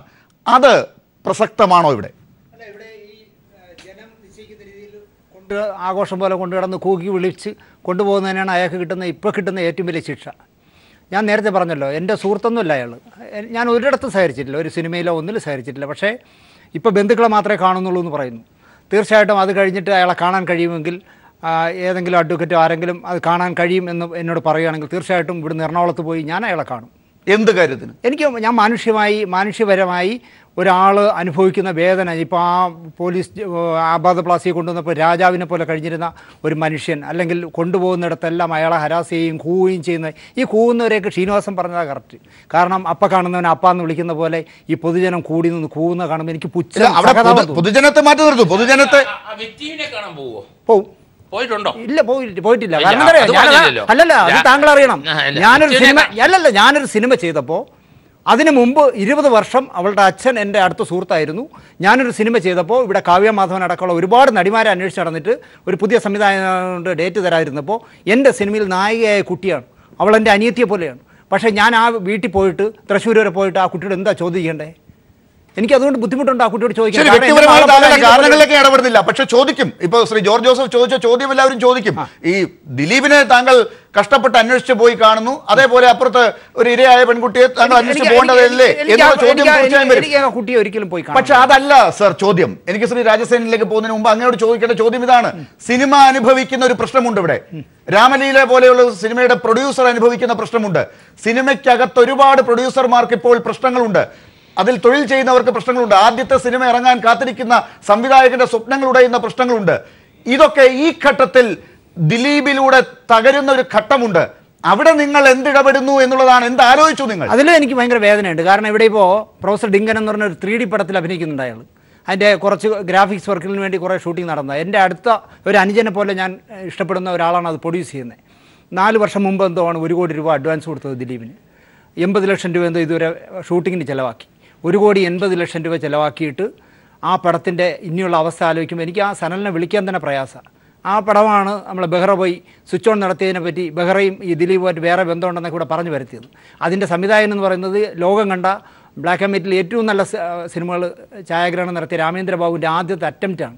ആ സിനിമയുടെ ജാതകം ആലോചിക്കുമ്പോൾ പിന്നെ ഈ രാമലീല പോട്ടെന്ന് ചോദിക്കാം. കാരണം പുലിമുരുകലിൽ 200 കോടി ക്ലബ്ബിൽ പോയതുകൊണ്ട് മുളക് പാടത്തിന് കുറച്ച് പൈസ പോയാലും കുഴപ്പമില്ല. പക്ഷേ സിനിമ ഇൻഡസ്ട്രിയിൽ അത് ഭയങ്കര ദോഷം ചെയ്യും. കാരണം അയാളൊരു നല്ല സെലിബ്രിറ്റി, നല്ല ഹിറ്റ് സിനിമകൾ ഉണ്ടാക്കിക്കൊണ്ടിരുന്ന ഒരവസരത്തിലാണ് പല സിനിമകളും പല ഘട്ടത്തിൽ നിൽക്കുമ്പോഴാണ് ഈ ദുർവിധി ഉണ്ടായത്. അത് സിനിമ ഇൻഡസ്ട്രിയെ തീർച്ചയായിട്ടും ബാധിക്കും. പക്ഷേ അവിടെയും എനിക്ക് പറയാനുള്ളത് ഈ സിനിമാ സംഘടനകളെല്ലാം, ഇനി എൻ്റെ പേരിൽ ഫെഫ്കയിൽ നിന്നൊരു നടപടി വന്നാലും ഞാനത് മൈൻഡ് ചെയ്യുന്നില്ല. സംഘടനകൾ അയാളോട് കാണിച്ചത് നീതിയല്ല എന്ന് ഞാൻ പറയും. നിയമപരമായി പോലും അല്ല. കാരണം അന്വേഷണ വിധേയമായി സസ്പെൻഡ് ചെയ്യാവുന്നിടത്ത് ഞങ്ങളാണ് ഭയങ്കരന്മാരെന്ന് കാണിക്കാൻ വേണ്ടി ഓരോ സംഘടനയും കാണിക്കുന്ന വ്യഗ്രത. അയാളെ പുറത്താക്കി ഇങ്ങനെ ക്യാമറയുടെ ഫ്രണ്ടിൽ നിന്ന് അടിക്കുക. അത് കാണുമ്പോഴേ ഈ കാണുന്ന സിനിമാക്കാരന്മാർ ഈ ബ്ലാക്ക് ആൻഡ് വൈറ്റ് മറ്റേ വെളിച്ചത്തിലെടുത്ത് ഇരുട്ടത്ത് കാണിക്കുന്ന ഈ കലയുടെ എല്ലാ കള്ളത്തിലും ഉള്ളവന്മാരാണെന്ന് എനിക്ക് തോന്നുന്നു. ശരി, ശ്രീ രാജസേനൻ, സിനിമയ്ക്കൊരു ദുരന്തം ഉണ്ടാകുന്നത് ഇഷ്ടപ്പെടാത്ത ഒരാളാണ് രാജസേനൻ എന്ന സംവിധായകൻ എന്നാണ് എൻ്റെ പക്ഷം. അങ്ങനെ ഉള്ള ഒരാൾ ഈ കാര്യത്തെ എങ്ങനെയാണ് നേരിടാൻ ഉപദേശിക്കുക, ഇതിനെ കാണുക? ഈ പറയുന്ന പ്രതിസന്ധികൾ ഒന്നോ രണ്ടോ നിർമ്മാതാക്കൾക്ക് മാത്രമാകാം, അവരുമായി ചുറ്റിപ്പറ്റി നിൽക്കുന്ന ചില തൊഴിലാളികൾക്കാകാം, ഒരുപക്ഷെ ഇനി സിനിമ എടുക്കാൻ പറ്റാതെ പണം പലിശയ്ക്ക് വാങ്ങി ഇരിക്കുന്ന ആളുകൾക്ക് ഉള്ളതും കൂടി നഷ്ടപ്പെടുത്തി പോകേണ്ടി വരുന്ന അവസ്ഥയുണ്ടാകാം. അത് ഒരു പ്രതി തിരിച്ചു വന്ന് അതൊക്കെ തീർക്കണമോ, അയാൾ തിരിച്ചു വന്നാൽ തീരുമോ എന്നുള്ളതല്ല എൻ്റെ ചോദ്യം. പക്ഷേ അത്തരത്തിലൊരു പ്രശ്നം ഉണ്ടാകുന്നതിനെ അഭിമുഖീകരിക്കാതെ ഈ പറയുന്ന കാര്യങ്ങളിൽ ഇപ്പോൾ തുടക്കത്തിൽ മാത്രം നിൽക്കുന്ന ഒരു കേസിൻ്റെ പുറത്ത് ഈ നടനെ കൂവി വിളിക്കുന്നതിന് കൂടുതൽ കാരണങ്ങൾ എനിക്ക് പറയാനുണ്ട് എന്ന് പറയുന്നവർക്കൊപ്പം നിൽക്കാനാണോ രാജസേനനും തയ്യാറാകുക? ആദ്യമേ തന്നെ ലാല് നേരത്തെ പറഞ്ഞ ഒരു കാര്യത്തിനൊരു മറുപടി, അതായത് ഈ ചാനൽ ചർച്ചകളിൽ വരുന്നവർ പോലും ദിലീപിനോട് പകരം വീട്ടാൻ വന്നിരിക്കുന്നവരാണ്, പ്രതികാരം ചെയ്യാൻ വന്നിരിക്കുന്നവരാണ്. ശ്രീ രാജസേനൻ അങ്ങനെ പറഞ്ഞിട്ടില്ല. അല്ല, ഞാൻ അങ്ങനെ പറയുന്ന ആളുമല്ല. എനിക്ക് അത്തരം പ്രശ്നങ്ങളില്ല. കാരണം ഒന്ന്, സിനിമ എന്നെ സംബന്ധിച്ചിടത്തോളം എൻ്റെ പ്രാണവായുവാണ്, എൻ്റെ ജീവിതമാർഗമാണ്. പക്ഷേ പല കാരണങ്ങൾ കൊണ്ടും സിനിമയിൽ നിന്ന് 2-3 വർഷങ്ങളായിട്ട് ഒതുക്കപ്പെട്ട ഒരാളും കൂടിയാണ്. അങ്ങനെ വൃത്തികെട്ട കുറേ സിനിമ ചെയ്തതിൻ്റെ പേരിൽ മാറി നിന്നതുമല്ല.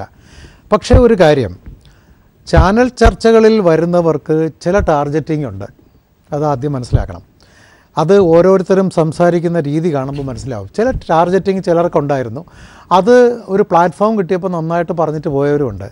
എന്നെ സംബന്ധിച്ചിടത്തോളം എനിക്ക് ഈ അമ്മ എന്ന് പറഞ്ഞ സംഘടനയോടോ മമ്മൂട്ടിയോടോ മോഹൻലാലിനോടോ അങ്ങനെ ഒരു വൈരാഗ്യമോ ദേഷ്യമൊന്നും എനിക്കില്ല. കാരണം ഞാൻ എവരുടെ ആരുടെയും ഡേറ്റ് ചോദിച്ചു പോകുന്ന ഒരാളല്ല. അത് ശാന്തിവിള ദിനേശ് എൻ്റെ അടുത്ത സുഹൃത്താണ്, പുള്ളിക്കൊക്കെ അറിയാം. ഞാൻ സിനിമയില്ലെങ്കിൽ വീട്ടിലിരിക്കുന്ന ആളാണ്. കാരണം എൻ്റെ മനസ്സിലുള്ള സിനിമകൾ സ്വതന്ത്രമായിട്ട് ചെയ്തുകൊണ്ടിരുന്ന ഒരാളാണ്. അതിനൊരു മാറ്റം സിനിമയിൽ വന്നപ്പോഴാണ് ഞാൻ ഒരല്പം മാറി നിന്നത്. തീർച്ചയായിട്ടും ആ നിശബ്ദത ഭേദിച്ചുകൊണ്ട് തിരിച്ചു വരും. ഇനി ഈ ഉത്തരം പറയാം, ലാലിൻ്റെ ചോദ്യത്തിൻ്റെ ഉത്തരത്തിലേക്ക് വരാം. അതായത് ഇപ്പോൾ സിനിമ എന്ന് പറയുന്ന ഒരു വ്യത്യസ്തമായ മേഖലയാണ്. അവിടെ എത്ര മികച്ച ആൾക്കാർ, ഏറ്റവും വലിയ ഉദാഹരണം ഞാൻ പറയാം, ഇപ്പോൾ ജഗതി ശ്രീകുമാർ മലയാള സിനിമയിൽ 30 വർഷമായിട്ട് നിറഞ്ഞു നിന്നിരുന്ന ഒരു വ്യക്തിത്വമാണ്. അമ്പിളിച്ചേട്ടനില്ലാത്ത സിനിമകളെക്കുറിച്ച് ചിന്തിക്കാൻ പോലും പറ്റാത്തൊരു കാലഘട്ടമായിരുന്നു. അവിടെയാണ് ഒരു വലിയ ആക്സിഡൻറ്റിൽ അമ്പിളിച്ചേട്ടന് സംഭവിച്ചൊരു വലിയ ദുരന്തം എന്ന് പറയുന്നത്. അന്ന് അമ്പിളിച്ചേട്ടനില്ലെങ്കിൽ സിനിമയില്ല എന്ന് വിശ്വസിച്ചിരുന്ന ആ കാലം അങ്ങ് മാറി. അമ്പിളിച്ചേട്ടനെ കുറേ കാലം നമ്മളെല്ലാം പ്രതീക്ഷിച്ചു, ആഗ്രഹിച്ചു തിരിച്ചു വരുമെന്ന്. പക്ഷേ അദ്ദേഹത്തിൻ്റെ ആരോഗ്യം ശരിയായി വരുന്നതേ ഉള്ളൂ. പക്ഷേ അവിടെ മറ്റു ചിലർ വന്നു, സിനിമ വീണ്ടും സജീവമായി എന്ന് പറഞ്ഞതുപോലെ ഇപ്പോൾ ദിലീപ് ശിക്ഷിക്കപ്പെട്ടാൽ. ശ്രീ രാജസേനൻ, ഞാൻ അവിടെ ഒന്ന് താങ്കളെ ഓർമ്മിപ്പിക്കുകയാണ്. ഈ അമ്പിളിച്ചേട്ടൻ്റെ കാര്യം, ശ്രീ ജഗതി ശ്രീകുമാറിൻ്റെ കാര്യം പറഞ്ഞതെടുത്താണ് ഞാൻ ഒന്ന് ഓർമ്മിപ്പിക്കുന്നത്. ഈ ശ്രീ ജഗതി ശ്രീകുമാറിന് അതിനു മുൻപൊരു അനുഭവം ഉണ്ടായിട്ടുണ്ട്. അതിനു മുൻപൊരു കേസിൽപ്പെട്ട് അദ്ദേഹം അഴിക്കുള്ളിൽ കിടന്നിട്ടുണ്ട്. അതിൻ്റെ പടം പ്രധാനപ്പെട്ട പത്രത്തിൽ മുൻപേജിൽ അടിച്ചു വന്നിട്ടുണ്ട്. അന്ന് സിനിമയ്ക്ക് പ്രതിസന്ധി ഉണ്ടായിട്ടുണ്ട്. ജഗതി ശ്രീകുമാർ എത്രയോ സിനിമകളുടെ ഭാഗമായിരുന്നു. ഈ ദിലീപിനേക്കാൾ എണ്ണത്തിൽ സിനിമകൾ അദ്ദേഹം പകുതി പ്രവർത്തിച്ച് നിൽക്കുന്ന അവസ്ഥയുണ്ടായിരുന്നു. ആ ഘട്ടത്തിൽ നിന്ന് ജഗതി ശ്രീകുമാറിനെ ഒരുമിച്ച് സിനിമാ ലോകം പൊക്കിക്കൊണ്ടുവരുന്നതാണ് നമ്മൾ കണ്ടത്. അതുപോലൊരു കാര്യം ഈ ദിലീപിൻ്റെ കാര്യത്തിൽ പ്രതീക്ഷിക്കേണ്ടതുണ്ടോ? അതായത് ഇപ്പോൾ ഈ അമ്പിളിച്ചേട്ടൻ എന്ന് പറയുന്ന ജഗതി ശ്രീകുമാർ ഉണ്ടാക്കി വച്ചതുപോലെ ഒരു ഇമേജ്, അല്ലെങ്കിൽ അതിനേക്കാൾ വലിയൊരു ഇമേജിൽ തന്നെയാണ് ദിലീപ് നിന്നിരുന്നത്. കഴിഞ്ഞ കുറേ ദിവസങ്ങൾക്ക് മുമ്പ് വരെ ദിലീപ് നിന്നിരുന്നത് അത്രയും വലിയ ഒരു ജനപ്രിയ നടൻ എന്ന ഇമേജിൽ തന്നെയായിരുന്നു. അതിനെ തകർത്തുകൊണ്ടാണ് ഇപ്പോൾ ഒരു അറസ്റ്റ് ഉണ്ടായതും അദ്ദേഹം ജയിലിലേക്ക് പോയതും. ഒരു തിരിച്ചുവരവ് എന്ന് പറയുന്നത് നമ്മുടെ കേരളത്തെ സംബന്ധിച്ചിടത്തോളം അത്ര വലിയൊരു ബുദ്ധിമുട്ടാണ് എന്ന് എനിക്ക് തോന്നുന്നില്ല. സിനിമയിലേക്കുള്ള തിരിച്ചുവരവിനേക്കാളും കുറേ കൂടി എളുപ്പമായിരിക്കും ഒരു പക്ഷേ കുറ്റവിമുക്തനായിട്ട് പുള്ളി തിരിച്ചു വരുന്നത്. കാരണം അതിനൊക്കെ സാധ്യതകൾ ഇവിടെ ഒരുപാടുണ്ട്. അത് റിട്ടയർഡ് ഉദ്യോഗസ്ഥൻ, പോലീസ് ഉദ്യോഗസ്ഥൻ അവിടെ കേട്ടുകൊണ്ടിരിക്കുന്നുണ്ട്, അദ്ദേഹത്തിന് അതൊക്കെ അറിയാം. കാരണം രാഷ്ട്രീയപരമായിട്ടുള്ള ഇടപെടലുകൾ തീർച്ചയായിട്ടും ഇതിനകത്തുണ്ടാവും.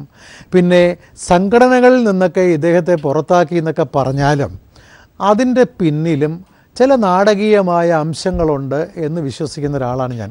കാരണം ഇവരെല്ലാം എനിക്ക് വളരെ വ്യക്തിപരമായിട്ട് അടുത്തറിയാവുന്ന ഒരാളാണ്.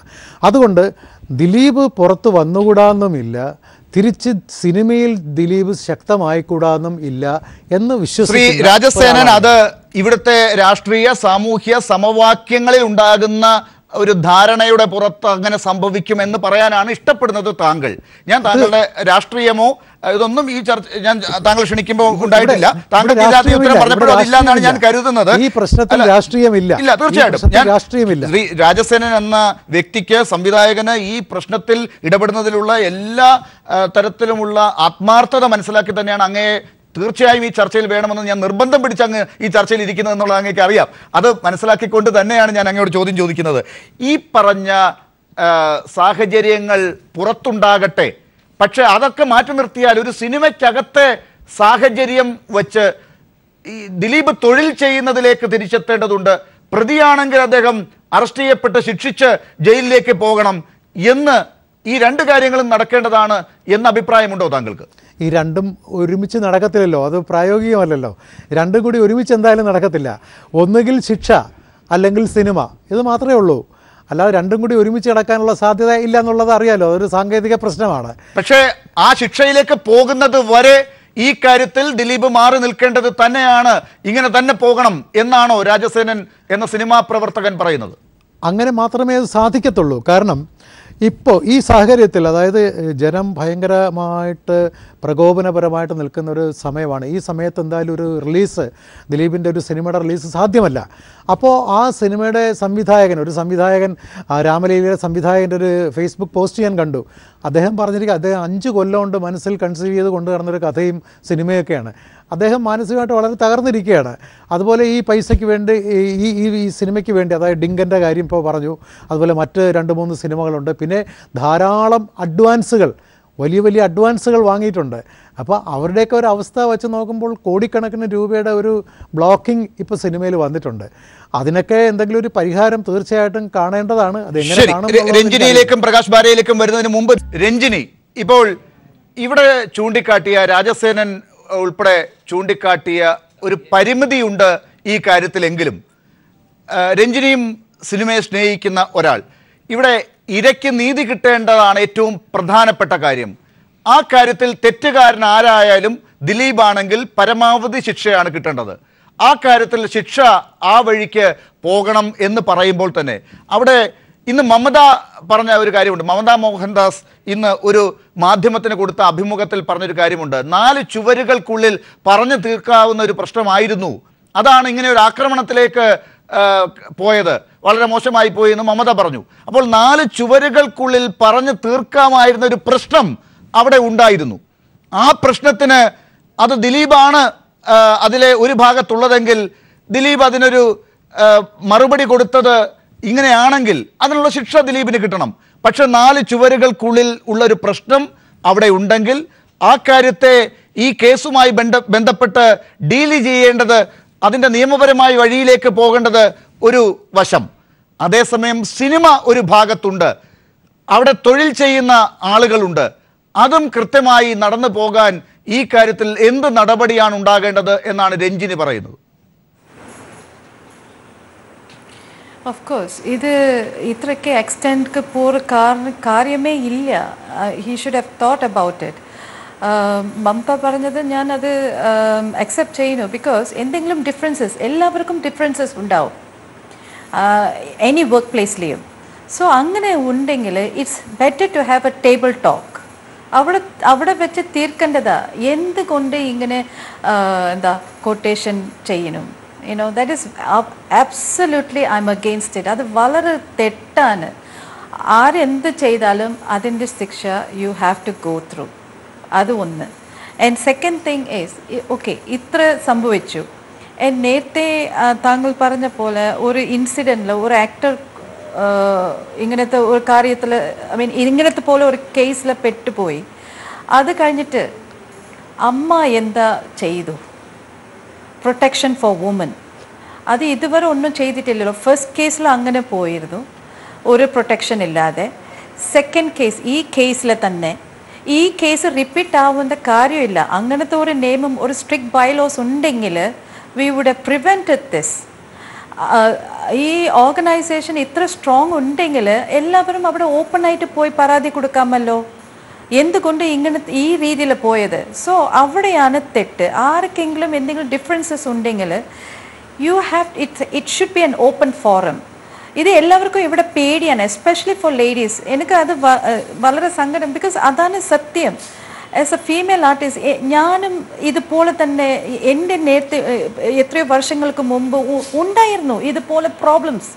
അപ്പം നമ്മളോട് സാലറി ചോദിച്ചാൽ കൂടെ സിനിമ ഫീൽഡിൽ എന്താ പറയുന്നു അറിയാവോ? എനിക്കൊരു ലേബലേ തന്നെ ഉണ്ടായിരുന്നു, പ്രോബ്ലം ആർട്ടിസ്റ്റ്. അത് നമ്മളുടെ റൈറ്റ്സ് ആണ്. നമ്മൾ ജോലി ചെയ്തിട്ട് പൈസ മേടിക്കുന്ന നമ്മളുടെ റൈറ്റ്സ് അല്ലേ? നമ്മളൊന്ന് ചാരിറ്റി വർക്കോ ഫ്രീ സർവീസ് ചെയ്യുന്നില്ലല്ലോ. ആൻഡ് ഷൂട്ടിങ്ങിന് ഒരു കാര്യം ഇസ് എ വെരി ഡിഫിക്കൽട്ട്, ബുദ്ധിമുട്ടാണ്. എല്ലാവരും ടെക്നീഷ്യൻസ് ഇൻക്ലൂഡിങ് എല്ലാവർക്കും. ഞങ്ങൾ 7 o'clock വി വിൽ സ്റ്റാർട്ട്. ചിലപ്പം ആ സെയിം മൂവി തന്നെ 4 മണി 4 o'clock ഇൻ ദ മോർണിംഗ് കൂടെ നമുക്ക് വർക്ക് ചെയ്യ വേണ്ടി വരും. അഗെയിൻ തിരിച്ച് ലൊക്കേഷനിൽ 6 മണി, ചിലപ്പോൾ 7 o'clock again we have to എത്തണം. ഇങ്ങനത്തെ കഷ്ടപ്പെടുന്നു. അത് മാത്രമല്ല, ഒരു ദിവസം തന്നെ ലൊക്കേഷൻ എന്തൊക്കെ ലൊക്കേഷൻ ഞങ്ങൾ ഷിഫ്റ്റ് ആവും. ആൻഡ് ഓൾസോ ഡ്രസ്സിങ്, ഇതെല്ലാം ഓൺ ടോപ്പ് ഓഫ് ദാറ്റ് ഞങ്ങൾ എന്താ പറയുക, ഡയലോഗ്സ് മെമ്മറൈസിങ്, ഇത്രയൊക്കെ കാര്യങ്ങൾ we have to carry on. അങ്ങനത്തെ ഒരു organisation, and especially for female, അന്നും നമുക്ക് റൈറ്റ്സ് ഇല്ല, ഇന്നും റൈറ്റ്സ് ഇല്ല. It's very പത്താറ്റിക്. രഞ്ജിനി, പക്ഷേ ആ പഴയ കാലഘട്ടത്തിൽ രഞ്ജിനി അഭിനയിച്ച കാലഘട്ടത്തിൽ ഈ പറയുന്ന പ്രശ്നങ്ങളാണ് ഉണ്ടായിരുന്നത്. ഇപ്പോൾ ഇവിടെയൊക്കെ ഇപ്പോൾ കേൾക്കുന്ന പ്രശ്നങ്ങൾ നോക്കുക. ഈ കാര്യത്തിൽ ശരിയാണെങ്കിൽ ദിലീപും ഒത്തുള്ള ബിസിനസിന്റെ ഭാഗമാണ് പല നടികളും. അതുപോലെ ദിലീപ് കുടുംബകാര്യങ്ങളിൽ ഇടപെടുന്ന കാര്യങ്ങളുണ്ടാകുന്നു. അതല്ലെങ്കിൽ ദിലീപിൻ്റെ മുൻ ഭാര്യ അത് ഡൈവേഴ്സായി അവരുമായി ചേർന്നുള്ള ഒരു റിഫ്റ്റ് കുടുംബത്തിൻ്റെ കാര്യത്തിൽ, കുടുംബം എന്നുള്ള രീതിയിലേക്ക് ചുരുക്കി കാണേണ്ടതില്ല. നേരത്തെ രാജസേനും മറ്റുള്ളവരൊക്കെ ചൂണ്ടിക്കാട്ടിയ കാര്യമുണ്ട്. പക്ഷെ നമ്മൾ എത്ര പറയാതെ പോയാലും ഈ കാര്യങ്ങളൊക്കെ നാളെ കോടതികളിലേക്ക് വരും, ചാനലുകളിൽ ചർച്ചയാകും. അതുകൊണ്ടാണ് ഞാൻ ഇന്നിപ്പോൾ ഇതിവിടെ എടുത്തിടുന്നത്. ഞാൻ തന്നെ അത് ആദ്യം പറഞ്ഞു കൊന്നിരുന്നോട്ടെ എന്നുള്ളത് തന്നെയാണ്. അത് ഒരുപക്ഷെ ഇത് എവിടെയെങ്കിലും ആർക്കെങ്കിലും വേണ്ടി പറയുന്നതായിട്ട് ഒന്നും കരുതണ്ട. പക്ഷേ ഇത് നാളെ അഡ്വക്കേറ്റ് രാംകുമാർ കോടതിയിൽ എടുത്തിടാൻ പോകുന്ന കാര്യമാണ്. നാളെ അല്ലെങ്കിൽ അടുത്ത ദിവസം രാംകുമാർ എടുത്തിടാൻ പോകുന്ന കാര്യങ്ങളാണ്. ഇത്തരം ബിസിനസ്സുകളും ഒക്കെ ഇടപെടുന്ന സ്ത്രീകളുള്ള സമയമാണ് ഇന്നിപ്പോൾ, പഴയ സ്വാതന്ത്ര്യമില്ല എന്ന് പറയുമ്പോഴും. അപ്പോൾ ഈ കാര്യത്തെ വളരെ ചുരുക്കിക്കണ്ട് മാത്രം ഇപ്പോൾ നമ്മൾ ജനം ആർത്ത് കൂവി വിളിക്കുന്നത് കണ്ട് അവരെ വിശ്വസിക്കേണ്ട കാര്യമില്ല. അവർ നാളെ തിരിച്ചും ഈ ദിലീപിനോട് സഹതാപം കാണിക്കാനും സാധ്യതയുണ്ട്. ഇത് സംഭവിച്ചേക്കാം. അപ്പോൾ അതൊക്കെ സംഭവിക്കും എന്നുള്ള തരത്തിൽ ചിന്തിച്ച് ഈ കാര്യം ഒരു കേസായി മുന്നോട്ട് പോകേണ്ടതുണ്ട്. സിനിമാ വ്യവസായം മറ്റൊരു ഭാഗത്ത് പോകേണ്ടതുണ്ട്. കേരളം മുഴുവൻ ഒരു മാസം മുഴുവൻ അല്ലെങ്കിൽ അടുത്ത തെരഞ്ഞെടുപ്പ് വരെ ഈ പ്രശ്നത്തിൽ മാത്രം പെട്ട് ഈ പ്രധാനപ്പെട്ട ചർച്ചാ സമയം അങ്ങനെ പോകേണ്ടതാണ് എന്ന അഭിപ്രായം രഞ്ജിനിക്കുണ്ടോ? ആദ്യം എനിക്ക് ഈ കേസ് നല്ല രീതിയിൽ പോകണം. അത് മാത്രമല്ല, കോർട്ടിൽ വന്ന ശേഷം ഒരു ഇൻ്റർഫിയറൻസ് വരരുത് ഫ്രോം എനി സോഴ്സസ്. കൃത്യമായിട്ട് എന്ത് ഒഫൻസ് നടന്നോ അതൊക്കെ ശിക്ഷ definitely whoever it is in the eyes of the law എല്ലാവരും ഈക്വൽ ആണ്. So culprit will be penalise, you have to go through the punishment. അത് വേണ്ടത്. ആൻഡ് ഓൾസോ ഇത്ര സംഭവങ്ങൾ നടന്നിട്ട് out of court settlement it's a shameful ആക്ടാണ്. ഒരുപാട് female related sexual cases ഇപ്പോൾ ഒരുപാട് ഔട്ട് ഓഫ് കോർട്ട് സെറ്റിൽമെൻറ്റ്സ് വരുന്നു. അതുപോലെ ഈ കേസ് വരരുത്. കാരണം this is a public interest case. It's no more associated with a cinema or ഒരു പെർട്ടിക്കുലർ പേഴ്സൺ. സോ ഇതാണ് നമ്മൾ ആസ് എ മീഡിയ നിങ്ങൾക്കാണ് ഇത് മോർ പവർ ഉണ്ട്. കാരണം ഇത്രയ്ക്ക് ഇത് പുറത്ത് വന്നത് is mainly because of the media. അത് മാത്രമല്ല, നമ്മൾ എല്ലാവരും we have to be very thankful ആണ്. നമ്മൾ PT തോമസ് സർ അവർ അന്ന് ഇല്ലെങ്കിൽ ഈ കാര്യം വെറുതെ 4 ചുവരത്തുക്കുള്ളിൽ തന്നെ ഉണ്ടായിരിക്കാം. It would have not come out. അങ്ങനെയാണ് cinema industry is like that. ചില കാര്യങ്ങൾ നമ്മൾ സീക്രസി ആയിട്ട് വെക്കും. ഇത് പുറത്ത് വന്നാൽ നമ്മളുടെ ഇമേജ് പോകുമല്ലോ. അതാണ് പറയുന്നത്. എൻ്റെ സഹോദരിക്ക് നീതി വേണം. She should get a justice. ഇത് first step of the justice ആണ്. ഇനി കോർട്ടിലേക്ക് വരുമ്പോൾ ഒരുപാട് I know I'm very positive that she is a very strong girl and we have to entire Kerala should be behind her. So case വന്നാക്ക നമുക്കറിയാമല്ലോ എങ്ങനത്തെ cross examines വരാൻ പോവാണ്. So I'm praying to God that she will have എല്ലാ രീതിയിലും നല്ല ഒരു strength വേണം ഇത് കേൾക്കാൻ, what ever it is, and let her get the justice deserve ആണ്. എനിക്ക് ഒരു ഇടവേളയിലേക്ക് കൂടെ പോയിട്ടാണ് ശ്രീ ജോർജ് ജോസഫിലേക്കും ശ്രീ പ്രകാശ് ബാരയിലേക്കും വരാൻ സാധിക്കുക. ദയവായി എല്ലാവരും ഈ മണിക്കൂറിലെ ചർച്ചയിൽ പങ്കെടുക്കുന്ന എല്ലാവരും അടുത്ത മണിക്കൂറിലെ ചർച്ചയിലേക്ക് പോകുന്നതിന് മുൻപ്